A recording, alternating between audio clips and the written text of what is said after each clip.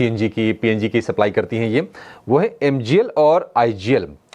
महानगर गैस में 5.5% की गिरावट है और आईजीएल में इसके आधे करीब 2.5% के आसपास की कमजोरी है।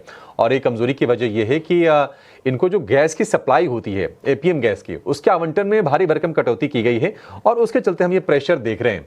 कितनी कटौती हुई है, खबर पूरी क्या है, जरा ये समझ लेते हैं। हमारे सहयोगी वरुण दुबे हमारे साथ जुड़ गए हैं।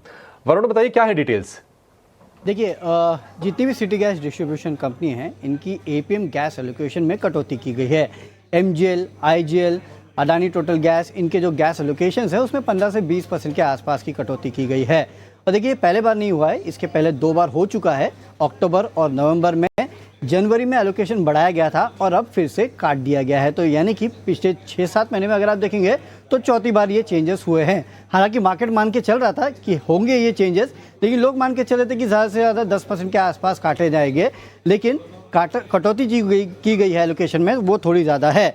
अब इस पर एंटी की एक रिपोर्ट आई है जो कि ये कह रहे हैं कि ये एज्यूम कर रहे हैं कि जो 100% एपीएम एलोकेशन है वो डोमेस्टिक पीएनजी के लिए इस्तेमाल किया जाएगा और सीएनजी सेगमेंट का एलोकेशन जो है वो गिरेगा। आईजीएल एमजीएल के लिए गिर के 38% होगा, गुजरात गैस के लिए 34% के आसपास होगा, जो अभी 48 से 51% के आसपास है। डीएलोकेशन का इम्पैक्ट जो है सीएनजी कंपनियों के ग्रॉस मार्जिन पे होगा। अगर आप देखेंगे तो एबिटा पे होगा, करीब 65 से 70 पैसे पर एससीएम जो है आईजीएल एमजीएल के लिए होगा, गुजरात गैस के लिए 35 पैसे पर एससीएम होगा। लेकिन साथ ही साथ जो 25% के आसपास का एडिशनल न्यू वेल गैस का एलोकेशन किया गया है, उसके चलते जो ओवरऑल इम्पैक्ट है वो थोड़ा कम होगा और करीब 15 से 25 बेसिस पॉइंट के आसपास का ऑफसेट हो जाएगा, जो ओवरऑल एबिटा में डिक्लाइन का अनुमान लगाया जा रहा है। अब इनका कहना है कि जो कटौती की गई है उसके बावजूद Q1 FY26 में ये मान रहे हैं कि मार्जिन में सुधार होगा। क्यों? क्योंकि क्रूड के दाम गिर रहे हैं, तो उसका एक कहीं ना कहीं इम्पैक्ट जो है वो गैस के ऊपर भी होता है, गैस कॉस्ट के ऊपर भी होता है। और हाल ही में इन कंपनियों ने कुछ समय पहले सीएनजी पीएनजी के दाम बढ़ाए थे, तो जाहिर सी बात है इससे भी मार्जिन को सपोर्ट मिलेगा। चिंता कहाँ है? चिंता ये है कि अगर जो ऑयल मार्केटिंग कंपनियां हैं उन्होंने अपने दाम घटाना शुरू कर दिए तो जो कॉम्पिटिटिव एज सीएनजी को मिलता है वो नहीं मिलेगा। जैसे कि इनका कहना है कि पेट्रोल और डीजल पे अगर 3 रुपये के दाम घटाए गए तो जो प्राइस एडवांटेज सीएनजी को पहले 20 से 30% मिलता था, वो कम होकर पेट्रोल के में अगर आप देखेंगे तो 16 से 26% रह जाएगा। डीजल में जो 13 से 15% मिलता था वो कम होकर 9 से 11% हो जाएगा। तो आगे आपको जो नज़र रखनी है वो इस आर्बिट्राज पे रखनी है और इस कॉम्पिटिटिव एज पे रखनी है कि ये कैसे मूव होता है। एपीएम के जो दाम है वो तो चलते ही रहेंगे और ये हमेशा एक ओवरहैंग जो है इन कंपनियों पे बना रहेगा और कंपनियां जो है वॉल्यूम पे ज़्यादा फोकस करने वाली है।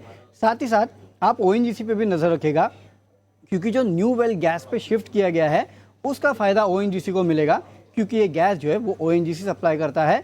इनका कहना है कि करीब 500 करोड़ रुपए के आसपास फायदा जो है वो ओएनजीसी को हो सकता है। इनफैक्ट जेफरीज की भी अगर आप रिपोर्ट पढ़ेंगे तो वो भी ये कह रहे हैं कि शायद ये कंपनियां जो है, यानी कि ये जो एमजीएल, आईजीएल और गुजरात गैस, बाकी कंपनियां जो है ये अभी अपने दाम जो है वो नहीं बढ़ाएंगी, क्योंकि कॉम्पिटिटिव एज जो है इनको रखना है। और साथ ही साथ जेफरीज ने तो एमजीएल पे अपने प्राइस टारगेट भी बढ़ा दिया है FY27 को रोल फॉरवर्ड करके। तो अगर आप देखेंगे तो अनुमान से ज़्यादा कटौती की है, इसके लिए जो स्टॉक्स है वो गिर रहे हैं, लेकिन लॉन्ग टर्म पे कॉम्पिटिटिव एज पे नजर रखिएगा।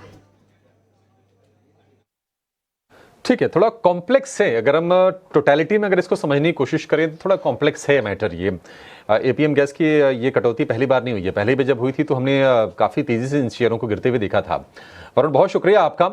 एक और चीज़ ये है कि दिल्ली में देखिए ईवी पॉलिसी की चर्चा है। हालांकि सरकार ने ईवी पॉलिसी को 3 महीने के लिए आगे और बढ़ा दिया है, तो फिलहाल जो सीएनजी वाले जो ऑटो हैं वो चलते रहेंगे। मतलब ये अभी फिलहाल की चीज़ है, आगे भविष्य में क्या होगा पता नहीं। तो ये सारी टेंशन इन कंपनीज के लिए है, आईजीएल के लिए, एमजीएल के लिए, जो कि सीएनजी और पीएनजी दोनों एरियाज में ये सप्लाई करती हैं। एमजीएल पर एक व्यू चाहिए आपसे ध्वनि। महानगर गैस को हमने देखा है कि 1200 रुपए के सपोर्ट को पिछले 4-5 महीने में शेयर ने रेस्पेक्ट किया है। फिर से उस 12 से 1250 वाले रेंज में आ गया है। 5% की तेज गिरावट रिबाउंड करेगा या फिर आपको लगता है कि नहीं टेंशन थोड़ी ज्यादा है इस बार?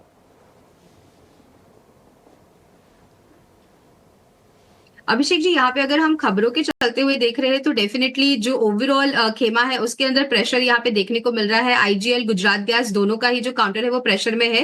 हालांकि महानगर गैस का अगर हम यहाँ पे चार्ट स्ट्रक्चर देख रहे हैं तो एक slow and steady upward channel जो है उसके अंदर यहाँ पे काउंटर ट्रेड करता हुआ देखने को मिल रहा है। बहुत ही क्रूशियल जंक्शन पे है। अगर इस चैनल को हम यहाँ पे ब्रेक करते हैं तो करीब 200 पॉइंट की चैनल है उसको हम यहाँ पे ब्रेक करेंगे ऑन द लोअर साइड, और प्रेशर जो है वो यहाँ पे बिल्ड करता हुआ देखने को मिलेगा, जो काउंटर को जिन निचले स्तरों से यहाँ पे एक अपवर्ड ट्रेंडिंग जो चैनल है वो बनना शुरू हुई थी उसको वापस से टेस्ट करेगा, जहां पे 1070 का जो लेवल है वो रीटेस्ट करता हुआ देखने को मिल सकता है। तो वेट एंड वॉच करना रहेगा यहाँ पे एमजीएल का काउंटर। नीचे की तरफ में सपोर्ट लेवल जो है वो काफी क्रूशियली देखने को मिल रहा है 1215 से लेके 1210 की लेवल के बीच में। इस लेवल को अगर हम यहाँ पे नीचे ब्रेक करते हैं तो वापस से 1070 का लेवल जो है वो काउंटर यहाँ पे टेस्ट करता हुआ देखने को मिलेगा, क्योंकि चैनल का जो ब्रेकडाउन है वो उन लेवल्स के पास हमें देखने को मिल सकता है। तो हाल फिलहाल के लिए वेट एंड वॉच करें और लेवल्स को ध्यान में रखें। ये लेवल्स अगर सस्टेन करते हैं तो कोई एक अपॉर्चुनिटी बन सकती है ऑन द बाय साइड, या फिर लेवल्स ब्रेक करते हैं तो सेल साइड की अपॉर्चुनिटीज ढूंढेंगे।